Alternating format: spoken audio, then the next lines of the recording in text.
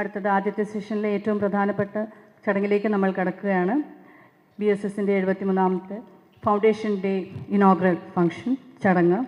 അതിനായി I wholeheartedly welcome our esteemed chief guest Padma Vibhushan Shri Adoor Gopalakrishnan sir to do the inaugural.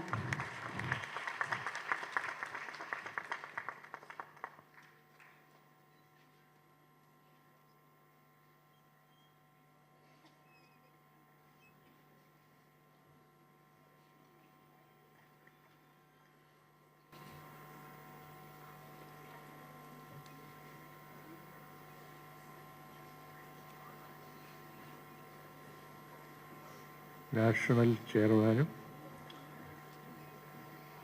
ഈ യോഗത്തിൻ്റെ അധ്യക്ഷനും കൂടിയായ Shri BS Balachandran, Shri MM Hassan, Shri V Muraleedharan, Shri M Vijayakumar, doctor Dolly റുമൻ കോശി, ഡോക്ടർ രമേശ് എളമൻ നമ്പൂതിരി, ശ്രീമതി മഞ്ജു ശ്രീകണ്ഠൻ, ശ്രീമതി ജയ ശ്രീകുമാർ, അഭിവന്ദ്യരെ, പ്രിയപ്പെട്ടവരെ, സുഹൃത്തുക്കളെ, ഇവിടെ വളരെ അഭിമാനപൂർവം എന്ന് ഓർക്കാവുന്ന ഒരു പ്രഭാതമാണ് ഇന്നത്തേത്. കാരണം നേരത്തെ എൻ്റെ സുഹൃത്ത് ശ്രീ ഹസൻ സൂചിപ്പിച്ചതുപോലെ ഇടയ്ക്ക് എങ്ങോ വെച്ച് പ്രവർത്തനം വളരെ മാന്ദ്യത്തിലായിപ്പോയ ഒരു പ്രസ്ഥാനത്തെ ഉദ്ധരിച്ച് ഇന്ന് ജനങ്ങളുടെ ശരിക്കും മുൻപ് എങ്ങനെയാണോ അതിന് വിഭാവന ചെയ്തിരുന്നത് അതേ രൂപത്തിൽ ഒരുപക്ഷെ അതിനേക്കാൾ തിളക്കത്തോടുകൂടി ഇന്ന് ആവിഷ്കരിക്കാൻ കഴിഞ്ഞിട്ടുള്ള ഒരു അവസരമാണിത്. അതിന് ഉത്തരവാദി ശ്രീ ബാലചന്ദ്രനെ ആദ്യമായി ഞാൻ അഭിനന്ദിക്കുന്നു.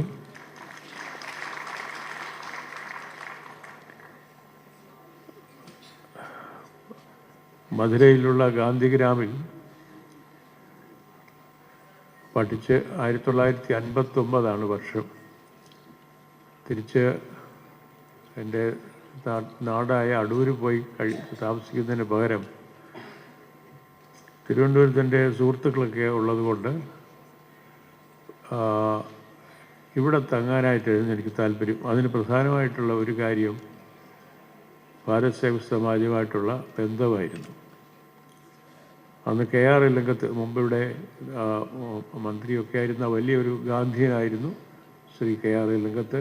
അദ്ദേഹം പിന്നെ KC പിള്ള എന്ന് പറയുന്ന വലിയ പണ്ഡിതനൊക്കെ ആയിരുന്നു. ആദ്യമായിട്ട് കേരളത്തിൽ നിന്ന് ശാന്തിനികേതനിൽ പോയി പഠിക്കുകയും ടാഗോറിൻ്റെ കൃതി മലയാളത്തിലേക്ക് വിവർത്തനം ചെയ്യുകയൊക്കെ ചെയ്ത വലിയൊരു പണ്ഡിതനായിരുന്നു KC പിള്ള.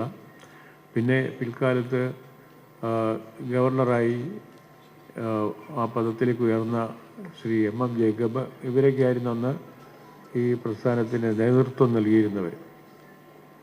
അപ്പോൾ ഇവരെയൊക്കെ അടുത്തറിയാനും ഇവരുമായിട്ടൊക്കെ സമ്പർക്കം പുലർത്താനും കിട്ടിയ ദിവസങ്ങൾ വളരെ ഓർമ്മയിൽ തെളിഞ്ഞു നിൽക്കുന്ന കാര്യങ്ങളാണ്. അന്ന് ഈ വർഷം 59 എന്ന് പറഞ്ഞാൽ നിങ്ങളിൽ അധികം പേരും ജനിച്ചിട്ടില്ലെന്ന് എനിക്കറിയാം. ഈ ചെയർമാൻ ശ്രീ ബാലചന്ദ്രൻ പോലും ജനിച്ചു കാണത്തില്ല അല്ലേ? അപ്പോൾ അങ്ങനെ ഒരു സമയത്താണ് ഞാൻ എൻ്റെ ബാല്യദശയിൽ ശരിക്കും ഇതിൻ്റെ കുൽസാരിലാൽ നന്ദ, എനിക്ക് അതിനു മുമ്പുള്ള കഥയൊന്നും അന്നും അറിഞ്ഞുകൂടാ. കുൽസാരിലാൽ നന്ദ ശരിക്കും പറഞ്ഞാൽ ഇന്ന് ഞാൻ ഓർക്കുകയായിരുന്നു. അദ്ദേഹം ഓർമ്മിക്കപ്പെടുന്നത് ഭാരത് സേവ സമാജം എന്ന സങ്കല്പം എന്ന ഈ പ്രസ്ഥാനത്തെ പറ്റി അതിന് രൂപം നൽകിയ ആൾ എന്ന മഹാൻ എന്നുള്ള നിലയാണ്.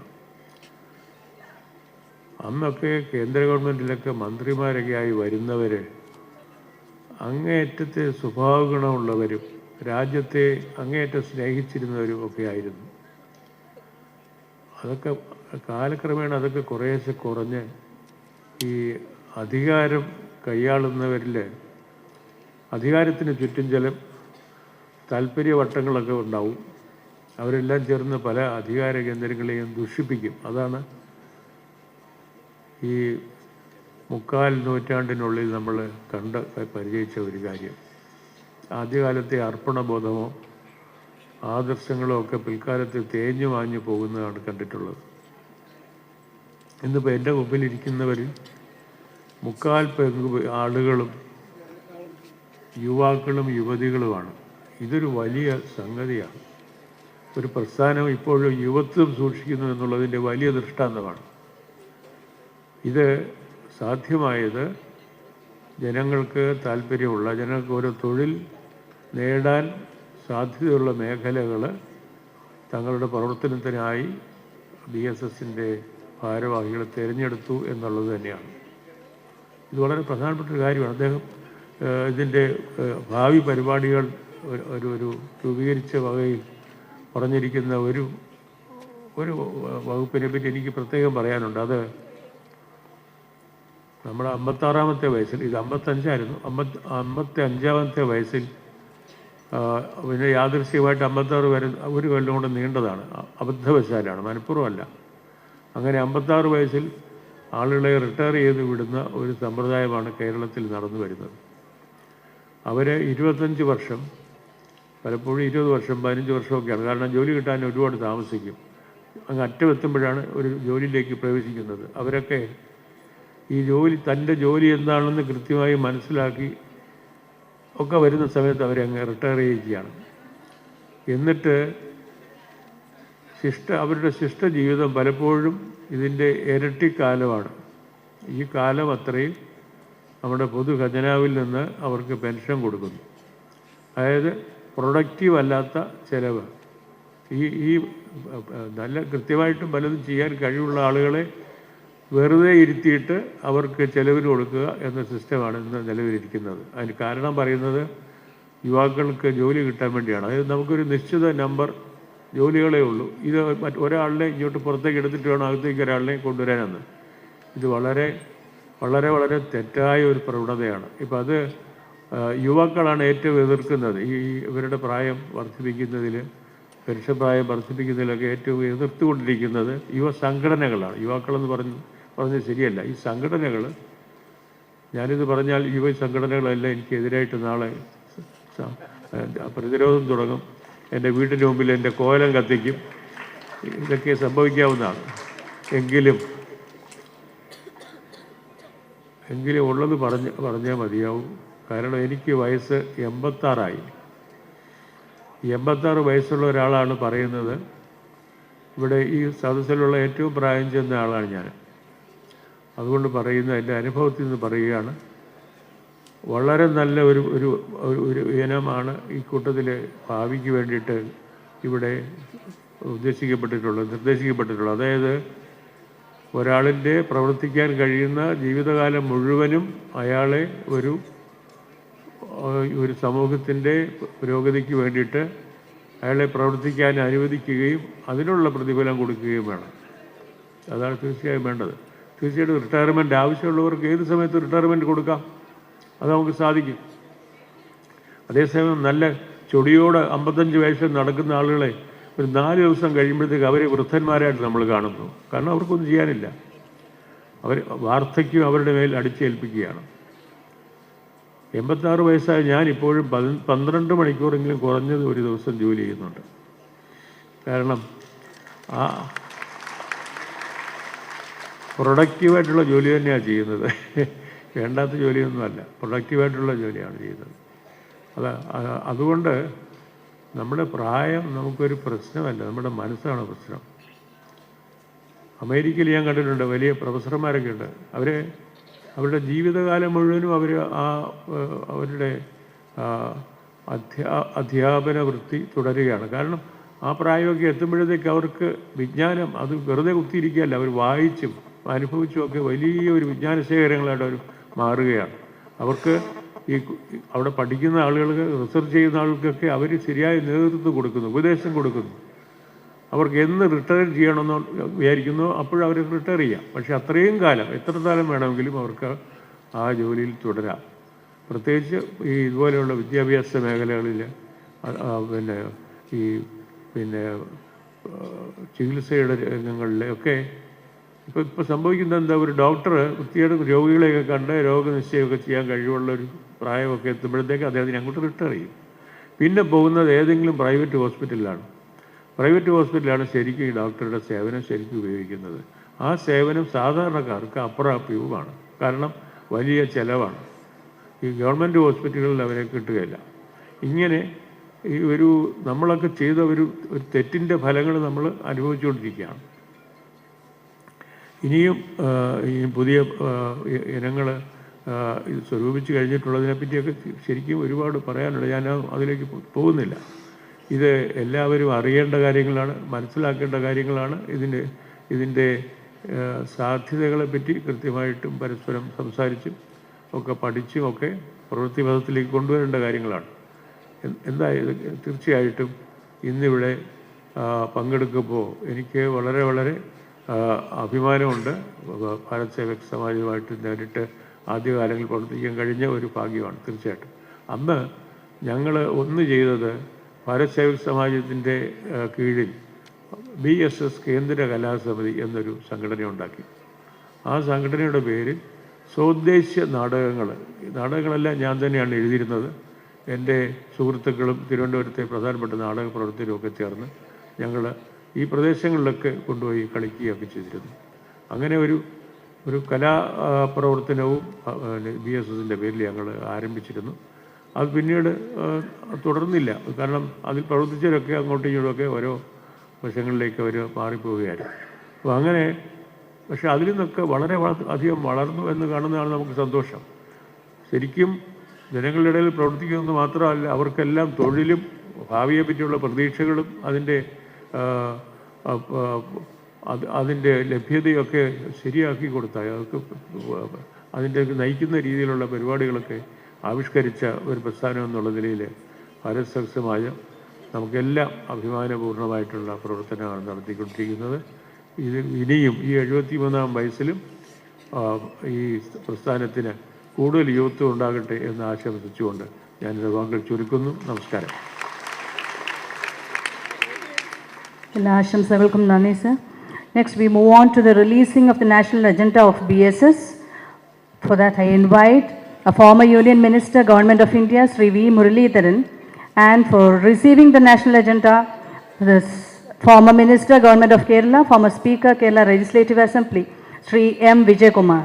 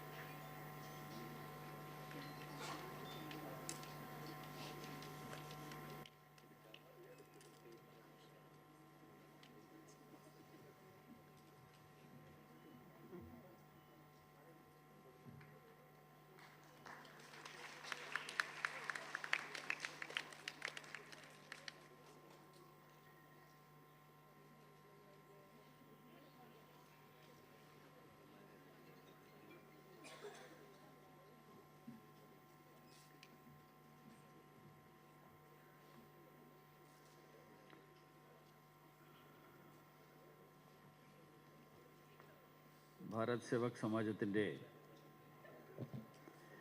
73-ാമത് സ്ഥാപന ദിവസവും അതിനോടനുബന്ധിച്ചിട്ടുള്ള ദേശീയ സമ്മേളനവും നടക്കുന്ന ഈ വേദിയിൽ അധ്യക്ഷത വഹിക്കുന്ന ഭാരത് സേവക് സമാജത്തിൻ്റെ ദേശീയ അധ്യക്ഷൻ ശ്രീ BS ബാലചന്ദ്രൻ അവർകൾ, ഇവിടെ ഈ പരിപാടി ഔപചാരികമായിട്ട് ഉദ്ഘാടനം ചെയ്ത ബഹുമാന്യനായ വിശ്വപ്രസിദ്ധനായിട്ടുള്ള ചലച്ചിത്രകാരൻ പത്മവിഭൂഷൺ ശ്രീ അടൂർ ഗോപാലകൃഷ്ണൻ അവർകൾ, വേദിയിൽ സന്നിഹിതനായിട്ടുള്ള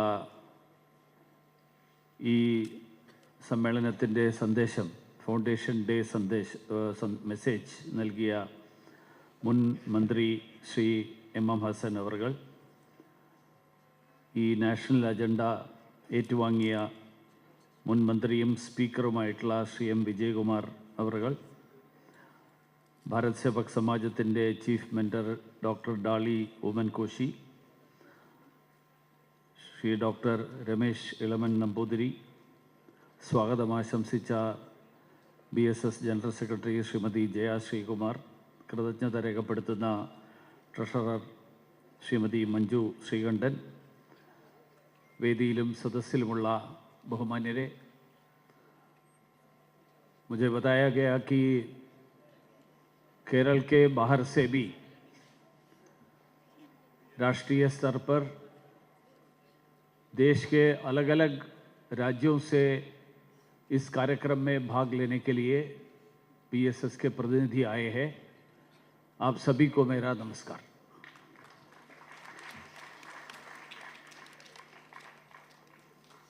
मलयालम आप थोड़ा ध्यान दे देंगे तो आपको समझ में आएगा, क्योंकि मलयालम में बहुत सारे संस्कृत शब्द हैं।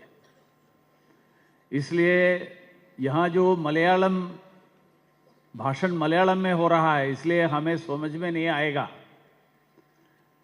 ऐसे सोचकर बैठने के बजाय मलयालम हमें समझ सकता है, थोड़ा धीरे धीरे जो बोलेंगे, स्पष्ट रूप से बोलेंगे, स्वाभाविक आपको समझ में आएगा। क्योंकि हमारे देश में शायद मेरा अनुभव है कि सबसे ज़्यादा संस्कृत शब्द जो है वो मलयालम में है। तो इसलिए मैं भाषण हिंदी में करूँगा तो यहाँ आए हुए बहुतांश लोगों को समझ में नहीं आएगा। इसलिए मैं भाषण, मेरा जो कहना है, मुझे जो कहना है वो मैं मलयालम में ही कहने वाला हूँ। मैं आपसे विनती करूंगा कि आप समझने का कोशिश करिए। ഭാരത് സേവക് സമാജത്തിൻ്റെ ഈ 73ാം സ്ഥാപന ദിവസം, അതിൻ്റെ ഭാഗമായിട്ടുള്ള ദേശീയ അജണ്ട പ്രകാശനം നടത്തുക ആയിരുന്നു എൻ്റെ ചുമതല. നമ്മൾ ഭാരത് സേവക് സമാജത്തിൻ്റെ ചരിത്രത്തിലേക്ക് പോയി കഴിഞ്ഞാൽ 1905 സെർവൻസ് ഓഫ് ഇന്ത്യ സൊസൈറ്റിയിൽ നിന്ന് പ്രേരണ ഉൾക്കൊണ്ടുകൊണ്ട് ഗോപാലകൃഷ്ണ ഗോഖലെ സ്വാതന്ത്ര്യത്തിന് വേണ്ടിയിട്ടുള്ള പോരാട്ടം, അത് ഭരണാധികാരത്തിന് വേണ്ടിയിട്ടുള്ള പോരാട്ടം എന്നുള്ളതിനപ്പുറത്ത് നാടിനെ സേവിക്കാൻ വേണ്ടി, നാടിന് വേണ്ടി പ്രവർത്തിക്കാനുള്ള അവസരത്തിന് വേണ്ടിയാണ് പരിശ്രമിക്കുന്നത് എന്നുള്ള ലക്ഷ്യം മുൻനിർത്തിക്കൊണ്ടാണ് സെർവൻസ് ഓഫ് ഇന്ത്യ സൊസൈറ്റിക്ക് രൂപം നൽകപ്പെട്ടത്. 1947 ഓഗസ്റ്റ് 15-ാം തീയതി നമുക്ക് അധികാരം കൈമാറിയപ്പോൾ അതിനുശേഷം ഇവിടെ ശ്രീ അടൂർ ഗോപാലകൃഷ്ണൻ സാർ സൂചിപ്പിച്ചു, 75 കൊല്ലക്കാലത്തിനിടയിൽ ഉണ്ടായിട്ടുള്ള മാറ്റം. സ്വാതന്ത്ര്യത്തിന് മുൻപ്, സ്വാതന്ത്ര്യത്തിന് വേണ്ടി പോരാട്ടം നടത്തിയ ആളുകൾ അവരേത് ലക്ഷ്യത്തോടുകൂടിയാണ്, ഏത് ലക്ഷ്യം മുൻനിർത്തിക്കൊണ്ടാണോ ആ പോരാട്ടത്തിൻ്റെ ഭാഗമായത്, അന്നത്തെ സാഹചര്യങ്ങളും അതിനുശേഷമുള്ള സാഹചര്യങ്ങളും തമ്മിലുള്ള വലിയ വ്യത്യാസം. അധികാര കേന്ദ്രിതമായിട്ടുള്ള ഒരു സമൂഹമായിട്ട് നമ്മുടെ സമൂഹം സ്വാഭാവികമായിട്ടും അതിനുശേഷം മാറി. പല കാരണങ്ങളുണ്ടാകാം. ഇന്ന് ഈ ദേശീയ അജണ്ട നടപ്പിലാക്കുമ്പോൾ, ദേശീയ അജണ്ടയുടെ അജണ്ട അവതരിപ്പിച്ചുകൊണ്ട് ഭാരത് സേവക് സമാജം രാജ്യവ്യാപകമായി ഉണ്ടാകേണ്ട മാറ്റത്തിൻ്റെ പ്രധാനപ്പെട്ട കേന്ദ്ര ബിന്ദുക്കൾ എന്തൊക്കെയാണ് എന്ന് സൂചിപ്പിച്ചുകൊണ്ടാണ് ഈ അജണ്ട അവതരിപ്പിക്കുന്നത് എന്നാണ് ഞാൻ കരുതുന്നത്. നമ്മുടെ കാഴ്ചപ്പാടുകളിൽ ഉണ്ടായിട്ടുള്ള ഒരു വലിയൊരു മാറ്റമാണ് നമ്മൾ ഈ അജണ്ട രൂപീകരിക്കുന്നതിനും അജണ്ട അവതരിപ്പിക്കേണ്ടി വന്നതിൻ്റെ പിന്നിലുള്ള കാരണം എന്നാണ് എനിക്ക് തോന്നുന്നത്. അടൂർ ഗോപാലകൃഷ്ണൻ സാർ ഇവിടെ സൂചിപ്പിച്ച റിട്ടയർമെൻറ്റ് ഏജിൻ്റെ കാര്യം അദ്ദേഹം ആദ്യത്തെ പോയിന്റിൻ്റെ അടിസ്ഥാനത്തിലാണ് അദ്ദേഹം പറഞ്ഞത്. ഞാൻ റിട്ടയർമെൻറ്റ് എന്നുള്ള വാക്ക് ജോലിയുമായിട്ട് ബന്ധപ്പെട്ട് കാണാൻ ആഗ്രഹിക്കാത്ത ഒരാളാണ്. ഞാൻ കരുതുന്നത് BSS റിട്ടയർമെൻറ്റ് എന്ന് പറയുമ്പോൾ തൊഴിലിൽ നിന്ന്, വരുമാനമുള്ള ജോലിയിൽ നിന്നുള്ള റിട്ടയർമെൻ്റാണ് ഉദ്ദേശിക്കുന്നത് എന്ന് എനിക്ക് തോന്നുന്നില്ല. കാരണം നമ്മുടെ സമൂഹത്തിൽ സംഭവിച്ചുകൊണ്ടിരിക്കുന്നത്, ഞാൻ ജോലി ചെയ്യുന്ന ഏതൊരു മലയാള സിനിമയിലൊരു വാചകം ഞാൻ കേട്ടിട്ടുണ്ട്, ജോലി കിട്ടിയിട്ട് വേണം എനിക്കൊരു ദിവസം ലീവ് എടുക്കാൻ. കാരണം ജോലിക്ക് വേണ്ടി ശ്രമിക്കും, ജോലി കിട്ടിക്കഴിഞ്ഞാൽ എന്തിനാണ് ജോലിക്ക് കിട്ടുന്നത്, ജോലിക്ക് ശ്രമിക്കുന്നത്? ജോലി ചെയ്യാതെയും ശമ്പളം കിട്ടാനുള്ള, വരുമാനം കിട്ടാനുള്ള ഒരു വഴി അതിലൂടെ കിട്ടുകയാണ്. അതിനു പകരം കർമ്മനിരതനായിരിക്കുക എന്നുള്ള സന്ദേശം, അതാണ് അടൂർ ഗോപാലകൃഷ്ണൻ സാർ ഇവിടെ സൂചിപ്പിച്ചത്. അദ്ദേഹം 86-ാമത്തെ വയസ്സിലും കർമ്മനിരതനായിരിക്കുന്നു. ആ കർമ്മനിരതനായിരിക്കുക എന്നുള്ള സന്ദേശം, ആ സന്ദേശത്തിന് വരുമാനമായിട്ട് ബന്ധമില്ല, ജോലിയുമായിട്ട് ബന്ധമില്ല. വാസ്തവത്തിൽ നമ്മുടെ വിദ്യാഭ്യാസം നേടിയതിന് ശേഷം പലരും, ഇപ്പം മെഡിക്കൽ കോളേജിൽ പഠിക്കുന്ന ഡോക്ടർമാർ, MBBS പഠിക്കുന്ന ആളുകൾ പഠിച്ചതിന് ശേഷം 2 കൊല്ലം അവർ റൂറൽ സർവീസ് ചെയ്യണം എന്നുള്ളൊരു ബോണ്ട് ഒപ്പിടണം. വാസ്തവത്തിൽ റിട്ടയർമെൻറ്റിൻ്റെ ഭാഗമായിട്ട്,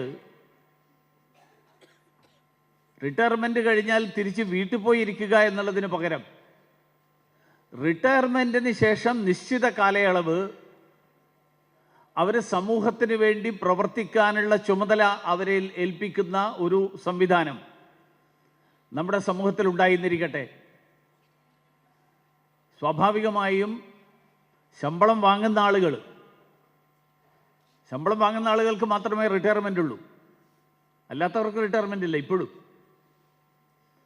ശമ്പളം വാങ്ങുന്ന ആളുകൾ അങ്ങനെ റിട്ടയർമെൻറ്റ് നടത്തിയാൽ പോലും, റിട്ടയർമെൻറ്റ് ചെയ്താൽ പോലും അവർ ഒരു നിശ്ചിത കാലയളവ് അവർ സമൂഹത്തിന് വേണ്ടിയിട്ട് അവരുടെ അനുഭവം, അവരുടെ അറിവ്, ആ അറിവ് പ്രദാനം ചെയ്യാനുള്ള ഉത്തരവാദിത്വവും ചുമതലയും, ആ ചുമതല അവരെ ഏൽപ്പിക്കുന്ന ഒരു സ്ഥിതി ഉണ്ടായിക്കഴിഞ്ഞാൽ, ഈ ഇന്നത്തെ തൊഴിലുമായി ബന്ധപ്പെട്ടിട്ടുള്ള റിട്ടയർമെൻറ്റ് എന്നുള്ള വാക്ക്, ആ വാക്കിനെ പോലും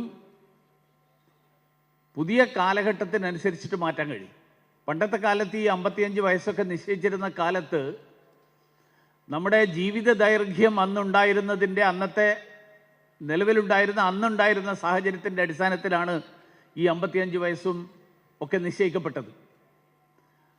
ഇന്ന് ജീവിത ദൈർഘ്യത്തിൽ വലിയ മാറ്റം വന്നിരിക്കുകയാണ്. രാജ്യത്തെ ഏറ്റവും ജീവിത ദൈർഘ്യമുള്ള പ്രദേശങ്ങളിൽ ഒന്നായിട്ടാണ് കേരളം മാറിയിരിക്കുന്നത്.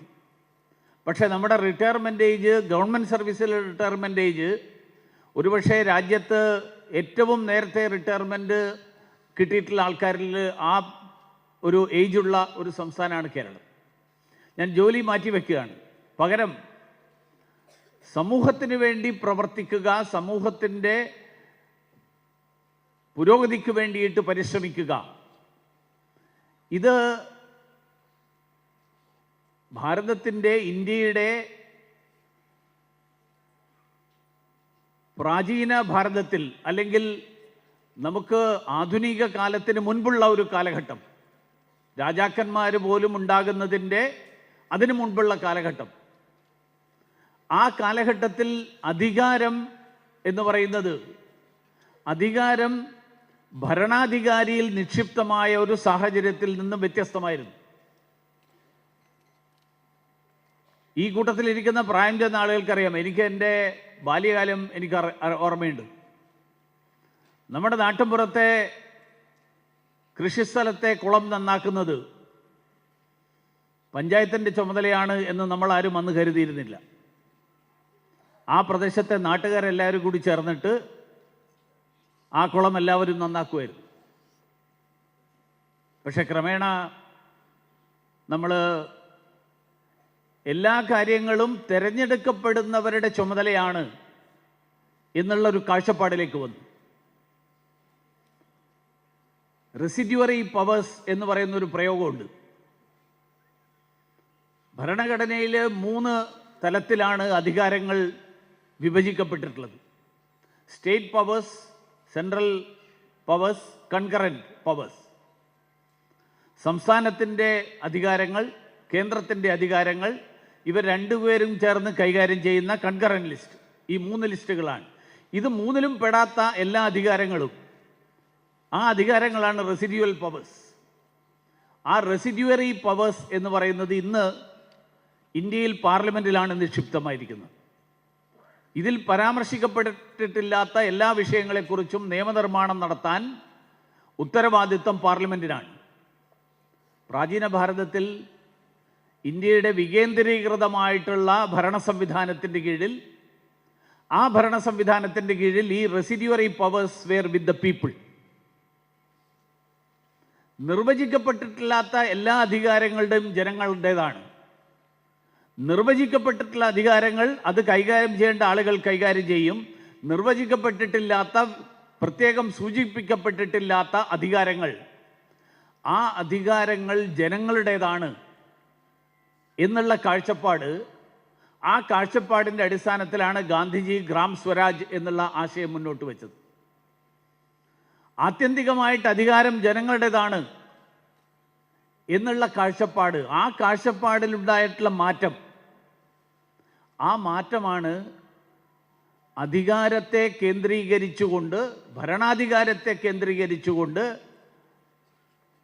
തെരഞ്ഞെടുപ്പുകളും തെരഞ്ഞെടുപ്പിലൂടെ ഭരണത്തിൽ വരുന്നതുമൊക്കെ അതുമായിട്ട് ബന്ധപ്പെട്ട് വരുന്നൊരു സാഹചര്യമുണ്ടായി.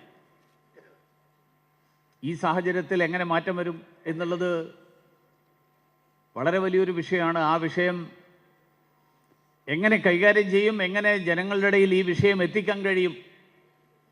ജനങ്ങളുടെ ഭരണാധികാരിയല്ല, ജനങ്ങൾക്ക് വേണ്ടിയിട്ട് ജനങ്ങളുടെ സെർവൻ്റാണ്. നമ്മളിപ്പോഴും നമ്മൾ ഭാഷ ഉപയോഗിക്കുന്നത് ഗവൺമെൻറ് സെർവൻ്റ് എന്നാണ് സർക്കാർ ഉദ്യോഗസ്ഥനെ നമ്മൾ വിശേഷിപ്പിക്കുന്നത്. പക്ഷേ നമ്മൾ എവിടെയെങ്കിലും ചെന്നിട്ട് നീ എൻ്റെ ജോലിക്കാരനാണെന്ന് സർക്കാർ ഉദ്യോഗസ്ഥനോട് പറഞ്ഞാൽ പ്രതികരണം എന്തായിരിക്കും എന്ന് നമുക്ക് ഏതാണ്ട് ഊഹിക്കാം.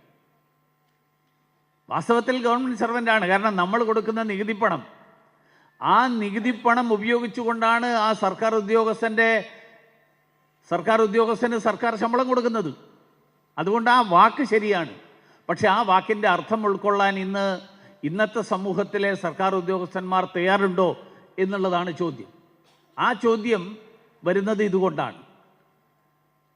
ഈ സാഹചര്യത്തിൽ മാറ്റം വരാൻ, ഈ സാഹചര്യത്തിൽ മാറ്റം വരുത്താനും മാറ്റമുണ്ടാകാനും അത് സർക്കാരിന് ഒരു ഭരണഘടനാ ഭേദഗതിയിലൂടെ മാറ്റിയെടുക്കാൻ ഒരിക്കലും സാധ്യമല്ല.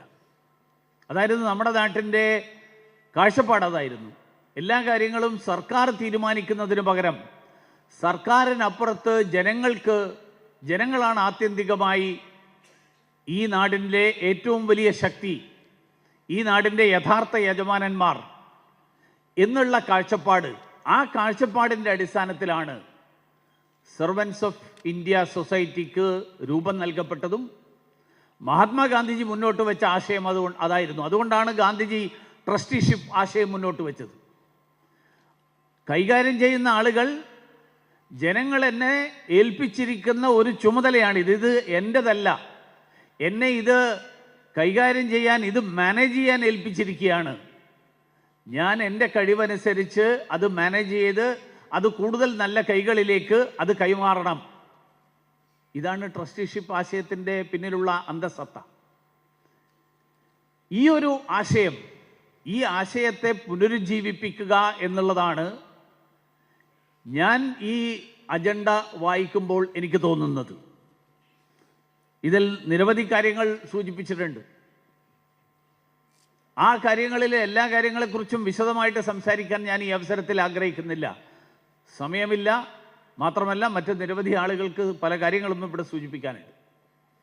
ഇന്നത്തെ കാലഘട്ടത്തിൽ ഏറ്റവും സുപ്രധാനമായിട്ടുള്ളൊരു കാര്യമാണ് BSS ഏറ്റെടുത്ത് നടപ്പിലാക്കിക്കൊണ്ടിരിക്കുന്ന സ്കിൽ ഡെവലപ്മെൻറ്റ്.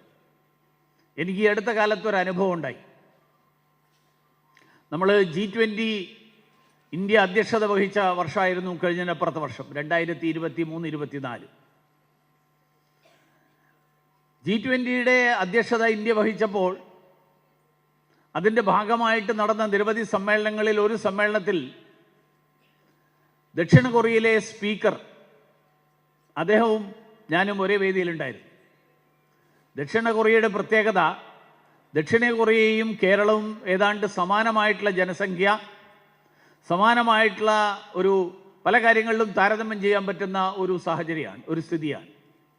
വ്യത്യാസം, ദക്ഷിണ കൊറിയയിലെ 95% ആളുകൾ സ്കിൽ ട്രെയിൻഡാണ്. കേരളത്തെയും ഇന്ത്യയെയും പൊതുവായിട്ടെടുത്ത് നോക്കിക്കഴിഞ്ഞാൽ നമ്മുടെ നാട്ടിൽ സ്കിൽ ട്രെയിൻഡ് ആയിട്ടുള്ള ആളുകളുടെ എണ്ണം ശതമാനം കഷ്ടിച്ച് 5%. ഇന്ന് ലോകത്തെ ഏറ്റവും വലിയ ആളോഹരി വരുമാനമുള്ള രാജ്യങ്ങളിൽ ആദ്യത്തെ ഒരു 8-10 രാജ്യങ്ങൾ എടുത്താൽ അതിൽ ദക്ഷിണ കൊറിയ ഉണ്ടാവും. എന്തുകൊണ്ടാണ് അത് സാധിക്കുന്നത്? വിദ്യാഭ്യാസം കൊണ്ട് മാത്രമല്ല, പകരം നൈപുണ്യം.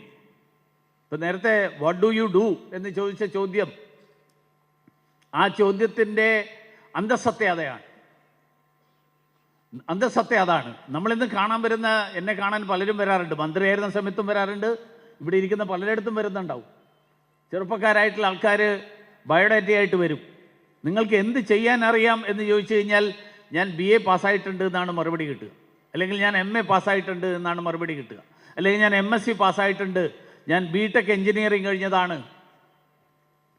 എന്ത് ചെയ്യാനറിയാം എന്ന് മറുപടി പറയാൻ കഴിയുന്ന തലത്തിലേക്ക് നമ്മുടെ യുവാക്കളെയും കുട്ടികളെയും പരിശീലിപ്പിച്ചെടുക്കുക എന്നുള്ള വലിയൊരു ഉത്തരവാദിത്വം. ആ ഉത്തരവാദിത്വമാണ് ഇന്ന് വിദ്യാഭ്യാസം എന്ന് പറയുന്ന ഔപചാരിക വിദ്യാഭ്യാസത്തിന് പകരം ഇൻ്റഗ്രേറ്റിംഗ് സ്കിൽസ് വിത്ത് എഡ്യൂക്കേഷൻ എന്നുള്ളതാണ് 2020 അവതരിപ്പിച്ച പുതിയ വിദ്യാഭ്യാസ നയത്തിൻ്റെ ലക്ഷ്യം. ആ വിദ്യാഭ്യാസ നയം ഇന്ന് രാജ്യത്ത് നടപ്പിലാക്കാൻ ഉദ്ദേശിക്കുന്നത് ഈ രാജ്യത്തെ യുവതലമുറ പരിശീലനം ലഭിച്ചിട്ടുള്ള, നൈപുണ്യം നേടിയിട്ടുള്ള ആളുകളായിട്ട് മാറുക. വിവിധ മേഖലകളിലുള്ള നൈപുണ്യം, അതിൽ തൊഴിൽ മാത്രമല്ല, ലൈഫ് സ്കിൽസ്. എങ്ങനെ ഒരു കാര്യത്തോട് വേണ്ട എന്ന് പറയാൻ എങ്ങനെ സാധിക്കും? എന്താണ് നമ്മൾ നേരിടുന്ന ജീവിത സാഹചര്യങ്ങൾ? ആ ജീവിത സാഹചര്യങ്ങളിൽ എങ്ങനെ നമ്മൾ വിവേചനപൂർണമായിട്ടുള്ള തീരുമാനമെടുക്കും? ഇന്ന് ലഹരിയും മദ്യവും മയക്കുമരുന്നും ഒക്കെ വ്യാപകമായിക്കൊണ്ടിരിക്കുന്ന ഒരു കാലഘട്ടത്തിലാണ് നമ്മൾ ജീവിക്കുന്നത്. അതിൻ്റെ ഏറ്റവും പ്രധാനപ്പെട്ട കാരണം ഇന്നത്തെ തലമുറ ഒരാളോട് ഇത് വേണ്ട, എനിക്ക് താല്പര്യമില്ല എന്ന് പറയാൻ ശീലിക്കാത്ത, പരിചയമില്ലാത്ത ഒരു തലമുറ ഇന്ന് വളർന്നു വരുന്നു എന്നുള്ളതാണ്. അപ്പോൾ ഈ രീതിയിൽ ആ നൈപുണ്യം വളർത്തിയെടുക്കാൻ വേണ്ടിയിട്ടുള്ള പരിശ്രമം, അത് കേവലം BSSൻ്റെ ട്രെയിനിങ് ക്ലാസ്സുകളിൽ മാത്രം ഉള്ള ഒരു പ്രവർത്തനമല്ല, പകരം അത് രാജ്യത്തിൻ്റെ മുഴുവൻ അജണ്ടയായിട്ട് മാറേണ്ട ഒരു കാര്യമാണ്. അതുകൊണ്ട്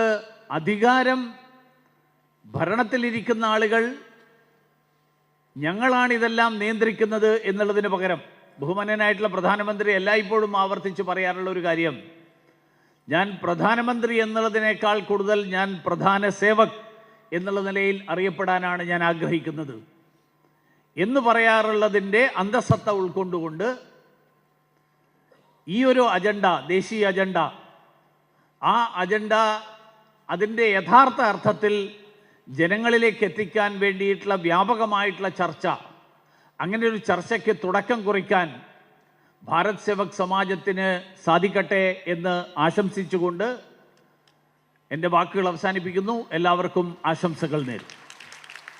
നന്ദി സർ.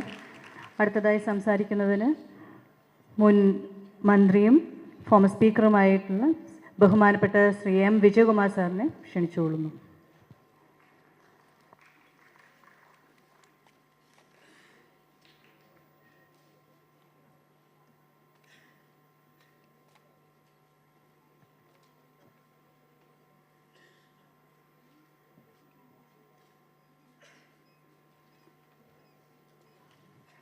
അധ്യക്ഷ സ്ഥാനം അലങ്കരിക്കുന്ന ഭാരത് സേവക് സമാജത്തിൻ്റെ നാഷണൽ ചെയർമാനും പണ്ഡിറ്റ് ജവഹർലാൽ നെഹ്റുവിൻ്റെയും കുൽസാർലാൽ നന്ദയുടെയും പിൻഗാമിയും ആയിട്ടുള്ള ശ്രീ BS ബാലചന്ദ്രൻ അവர்கள்,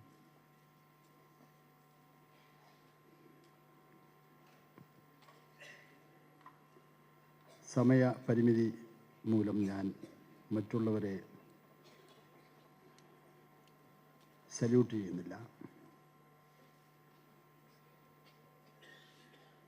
വിശിഷ്ടാതിഥികളെ, ഗുരുജനങ്ങളെ, സഹോദരീ സഹോദരന്മാരെ, സുഹൃത്തുക്കളെ,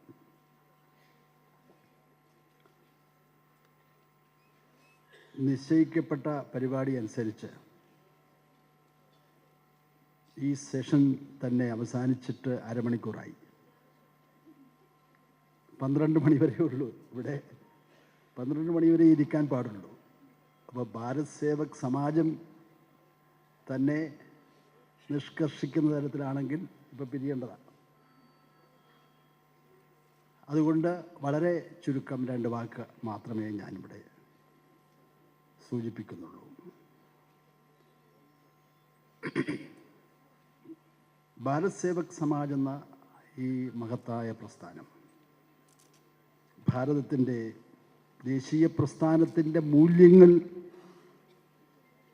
ഉൾക്കൊണ്ട് അതിൽ കൂടി ഉദയം ചെയ്തതാണ് ഈ പ്രസ്ഥാനം. ദേശീയ പ്രസ്ഥാനത്തിൻ്റെ മൂല്യങ്ങൾ സ്വാംശീകരിച്ചിട്ടുള്ളത് നമ്മുടെ ഇന്ത്യൻ ഭരണഘടനയിൽ തന്നെയാണ്. അതിൽ നിന്ന് വ്യതിചലിച്ചു എന്നതാണ് നമ്മുടെ രാജ്യം 75 വർഷത്തിലേറെ കാലമായിട്ട് കടന്നു പോകുമ്പോൾ അനുഭവപ്പെടുന്നതെന്ന് ഉദ്ഘാടകനായിട്ടുള്ള അടൂർ സാർ, വിശ്വവിഖ്യാതനായ ചലച്ചിത്രകാരനും സാമൂഹ്യ പരിഷ്കർത്താവുമായ അടൂർ സാർ തന്നെ ഇവിടെ സൂചിപ്പിച്ചു. അപ്പോൾ അതാണ് നമ്മുടെ ഭാരത് സേവക് സമാജത്തെ സംബന്ധിച്ച് പറയുമ്പോൾ നാം ശ്രദ്ധിക്കേണ്ടതായിട്ടുള്ള കാര്യം. ഇടക്കാലത്ത് അതിന് മാന്ദ്യമുണ്ടായി അല്ലേ, പക്ഷെ വീണ്ടും അതിനൊരു പുതിയ ജീവൻ നൽകാൻ കഴിയും എന്ന് തെളിയിച്ചത് ശ്രീ BS ബാലചന്ദ്രൻ്റെ നേതൃത്വത്തിൽ നടന്നിട്ടുള്ള ഈ കഴിഞ്ഞ കാലങ്ങളിലൊക്കെ തന്നെ നടന്നിട്ടുള്ള മാതൃകാപരമായ പ്രവർത്തനമാണെന്ന് ഞാനിവിടെ സൂചിപ്പിക്കട്ടെ. ഞാനും അതിൻ്റെ ഒരു എന്താ പറയുക സഹയാത്രികനെ പോലെ BSS ആണെന്ന് ചോദിച്ചാൽ അല്ല, പക്ഷേ ആണ്, എല്ലാമാണ്. അതിൽ കൂടി പങ്കെടുക്കാൻ സാധിച്ചതിൽ എനിക്ക് വളരെയേറെ സന്തോഷമുണ്ട്. ഇപ്പോൾ ഇവിടെ അഭിവന്ദ്യനായ നമ്മുടെ മുൻ കേന്ദ്രമന്ത്രിയാണ്. നാഷണൽ അജണ്ട വളരെ ആകർഷകമാണ് എന്നാൽ പറഞ്ഞാൽ പോരാ, ഈ കാലഘട്ടത്തിൻ്റെ ആവശ്യമാണ് ആ അജണ്ടയിൽ കൂടി ഞാൻ കാണുന്നത്. ഞാനൊക്കെ വിദ്യാർത്ഥി യുവജന രംഗത്തെ പ്രവർത്തനങ്ങളിൽ കൂടി കടന്നു വന്നവരാണ്. ഞങ്ങൾ ഭയങ്കര മുദ്രാവാക്യങ്ങൾ വിളിച്ചവരാണ്. ആ മുദ്രാവാക്യങ്ങൾ പൂർണ്ണമല്ല എന്ന് പിൽക്കാലത്ത് ബോധ്യമായിട്ടുണ്ട്. പിൽക്കാലത്ത്, അപ്പോൾ ബോധ്യമല്ല. എല്ലാവർക്കും വിദ്യാഭ്യാസം, എല്ലാവർക്കും തൊഴിൽ, ഇതൊക്കെ വലിയ ആവേശകരമായ മുദ്രാവാക്യമാണ്. പക്ഷേ അവിടെ നിർത്താൻ, അവിടെ ഫുൾ സ്റ്റോപ്പ് പാടില്ല അല്ലേ, അതിന് മാറ്റം വേണം. എല്ലാവർക്കും വിദ്യാഭ്യാസം എന്ന് പറയുന്നതിന് അർത്ഥമില്ലെന്നിപ്പോൾ അദ്ദേഹം ഇവിടെ അജണ്ട പ്രകാശനം ചെയ്തുകൊണ്ട് അദ്ദേഹം ഇവിടെ സൂചിപ്പിച്ചല്ലോ, ശ്രീ B മുരളീധരൻ സാർ. കാരണം എല്ലാവർക്കും തൊഴിലുമായി ബന്ധപ്പെട്ട വിദ്യാഭ്യാസം, ഗുണമേന്മയുള്ള വിദ്യാഭ്യാസം അല്ലെ, ജീവിതവുമായി ബന്ധപ്പെട്ടതാണ്. എല്ലാവർക്കും തൊഴിലെന്ന് പറയുന്നതിൽ അർത്ഥമില്ല. കാരണം എല്ലാവർക്കും തൊഴിൽ നൽകുക എന്നത് നമ്മുടെ പെട്ടെന്നുള്ള അജണ്ട അല്ലല്ലോ. പറയാം, പക്ഷേ എല്ലാവർക്കും തൊഴിൽ പരിശീലനം നൽകാൻ എന്തുകൊണ്ട് നമുക്ക് സാധിക്കുന്നില്ല? അതാണ് ഇന്ത്യയിലെ പുതിയ തലമുറ നേരിടുന്ന പ്രശ്നം. എല്ലാവർക്കും തൊഴിൽ പരിശീലനം കൊടുത്താൽ നാം വിജയിച്ചു. നൈപുണ്യ വികസനം, അതിലൂടെ നമുക്കുണ്ടാക്കാൻ കഴിയുന്ന മാറ്റം, ഇതൊക്കെയാണ് ഈ അജണ്ടയിൽ പറയുന്ന കാര്യങ്ങൾ. അജണ്ടയിൽ തന്നെ തീർച്ചയായിട്ടും അത് ഏറ്റവും ആകർഷകമായിട്ടുള്ള കാര്യമാണ്. അതേപോലെ മൂന്നാമത്തെ ഇനമായി പറയുന്ന ജനശക്തിയാണ് നമ്മുടെ ശക്തി. നാം തിരിച്ചറിയാത്തൊരു കാര്യമാണ്. ഇന്ത്യയിലെ ഭരണകൂടം, ഭരണാധികാരികൾ തിരിച്ചറിയുന്നില്ല ഇപ്പോഴും. ഏറ്റവും വലിയ ശക്തി, ഒരു രാജ്യത്തിൻ്റെ ശക്തി, ഇന്ത്യയുടെ ശക്തി എന്ന് പറയുന്നത് ഇന്ത്യയിലെ ജനങ്ങളാണ്. ഇന്ത്യയിലെ ജനങ്ങൾ എന്ന് പറയുമ്പോൾ മാൻ പവർ, അതാണ് ഏറ്റവും വലിയ ശക്തി. അതിന് പകരം വയ്ക്കാനൊരു ശക്തിയില്ല. അങ്ങനെ നോക്കിയാൽ ലോകത്ത് ഒന്നാം സ്ഥാനത്ത് നിൽക്കേണ്ടത് ഇന്ത്യയല്ലേ? യൂറോപ്പോ അമേരിക്കയോ മറ്റു രാജ്യങ്ങളോ ആണോ? അല്ല. അവിടെ നമുക്ക് എത്താൻ സാധിക്കും. മാൻ പവർ, ജനശക്തി, അതിനെ എങ്ങനെ നമുക്ക് ഭാവിക്ക് വേണ്ടി പ്രയോജനപ്പെടുത്താമെന്ന അങ്ങനെയുള്ള അജണ്ടയാണ് ഇതിൽ മുന്നോട്ട് വച്ചിരിക്കുന്നത്. തീർച്ചയായിട്ടും അത് ഒരു ഭാവി ഇന്ത്യയെ സംബന്ധിച്ച് വളരെ പ്രയോജനകരമായ ആ ദൗത്യം ഏറ്റെടുത്തുകൊണ്ട് BSS മുന്നോട്ട് പോകുന്നു എന്നതാണ് ഇതിൻ്റെ പ്രസക്തിയും പ്രാധാന്യവും. അതിനെല്ലാ വിജയങ്ങളും നന്മകളും നേർന്നുകൊണ്ട് ഞാൻ വിടവാകുന്നു. നന്ദി, നമസ്കാരം. Nani sir. Now for the keynote address of the inaugural session, I invite the Chief Mentor of Bharat Sevak Samaj, Dr. Dali Umen Kush.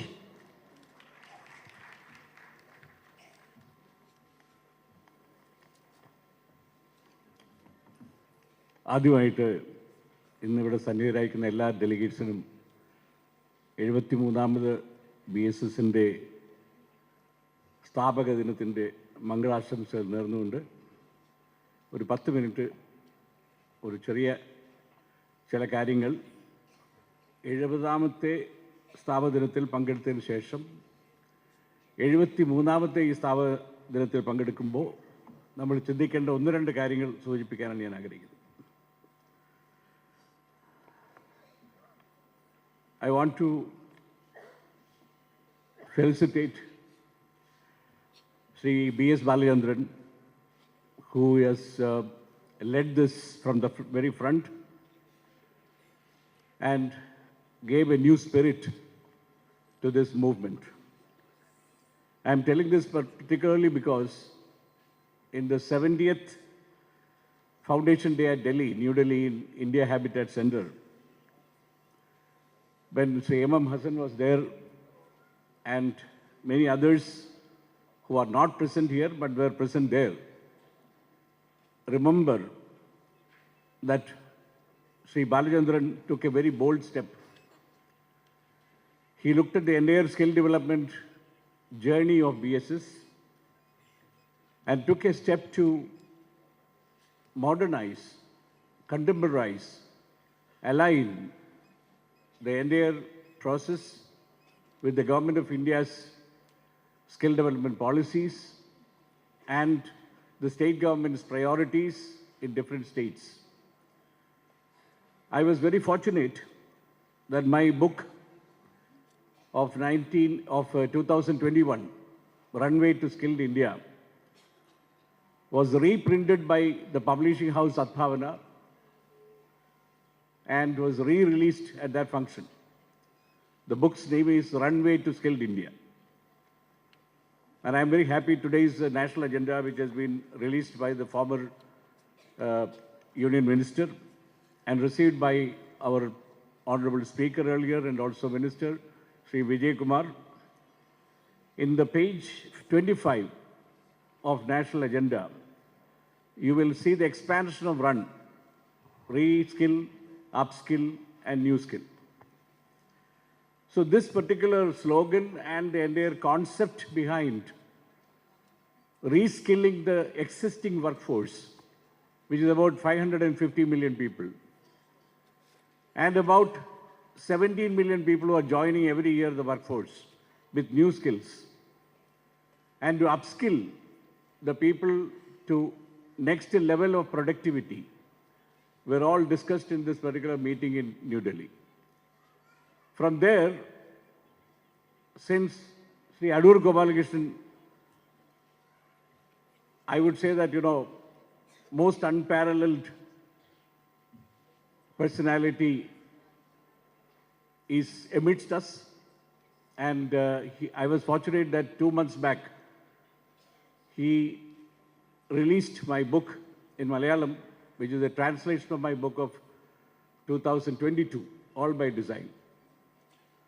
So I am going to touch upon a very different topic of importance rather than what has happened in the past 3 years. നിങ്ങൾ എത്ര പേര് കേട്ടിട്ടുണ്ടെന്ന് അറിഞ്ഞുകൂടാ, ഐൻസ്റ്റൈൻ്റെ ഒരു famous statement ഉണ്ട്, logic will take you from A to C, but imagination will take you everywhere. In the last 3 months, if you see the developments in India, India today ran on the cover page creator content as a very important happening in India. India Today-യുടെ 2-3 മാസങ്ങൾക്ക് മുമ്പുള്ള മുഖചിത്രമാണ് creator content. ആരൊക്കെയാണ് creators ഇന്ത്യയിൽ ഇപ്പോഴത്തെ? അതിനകത്ത് പറഞ്ഞ 2 പ്രധാന ഒരു information നിങ്ങൾക്ക് തരാൻ ഞാൻ ആഗ്രഹിക്കുന്നു.